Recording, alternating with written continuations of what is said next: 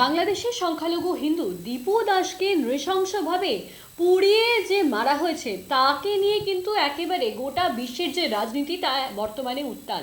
এবং সেই ঘটনার পরিপ্রেক্ষিতে দেখতে পাওয়া গেছে ভারতে বারংবার বিভিন্ন হিন্দু যে সনাতনী দল তারা বারংবার পথে নেমেছেন এবং তাকে কেন্দ্র করে কিন্তু আজকে হিন্দু যে সনাতনী দল তারা আবারও পথে নেমেছিলেন এবং তাদেরকেই কিন্তু আবারও বাধার শিকার হতে হয়েছে। দেখতে পাওয়া গেছে পুলিশের পক্ষ থেকে কিন্তু তাদেরকে বাধা দান করা হচ্ছে এবং তার পরবর্তীতে আমরা দেখতে পেয়েছি যে পুলিশ এবং যে আন্দোলনকারী তাদের মধ্যে কিন্তু প্রায় একেবারে খণ্ডযুদ্ধ লেগে গেছে।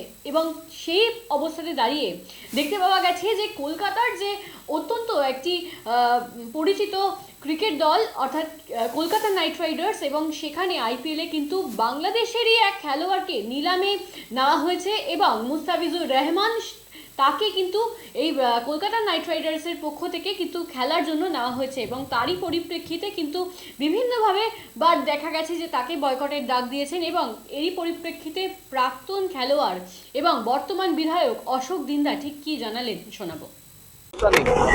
আমার কোনোদিন আমরা এজ এ প্লেয়ার মানুষ আমরা কোনো প্লেয়ারকে নিয়ে কোনো সমস্যা কখনোই করব না।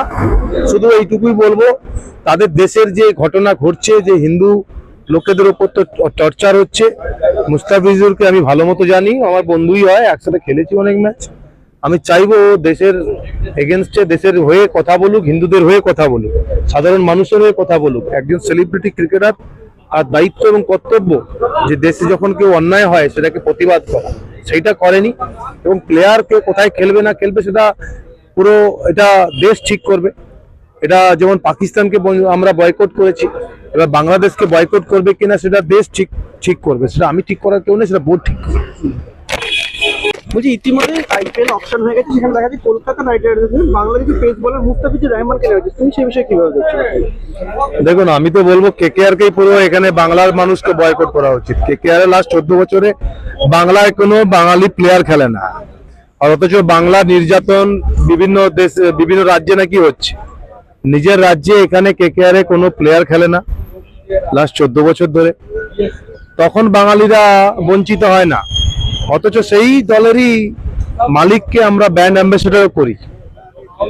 আমাদের স্পোর্টস মিনিস্টার বক্স ভর্তি লোক নিয়ে আসে, মন্ত্রীরা বক্স ভর্তি খেলা দেখতে আসে, বিভিন্ন আর্টিস্টরা আসে। কেকেআর জিতলে আমরা গোল্ডের চেন দেই, নিজেদের অর্থের টাকা থেকে বের করে টাকা দেই। অথচ কোনো বাঙালি প্লেয়ার যারা যোগ্য প্লেয়ার অন্যান্য ফ্র্যাঞ্চাইজিতে তারা দাপিয়ে খেলছে, 14 সালের পর 13 সালের পর থেকে কেউ এই বছর মনে আকাশদীপকে নিয়েছে। এই বছর এই 15তম বছরে তাও আকাশদীপ বিহারের ছেলে বাংলার হয়ে খেলে, এই প্রথমবার নিয়েছে। এবং পুরো কলকাতার মানুষকে বারবার বলি, যখন খেলতাম তখনও বলতাম আর এখন বিধায়ক হয়ে বলি, কেকেআরকে সাপোর্ট করার থেকে আমার মনে হয় সঞ্জীব গোয়েঙ্কা স্যারের টিমকে সাপোর্ট করা অনেক বেটার।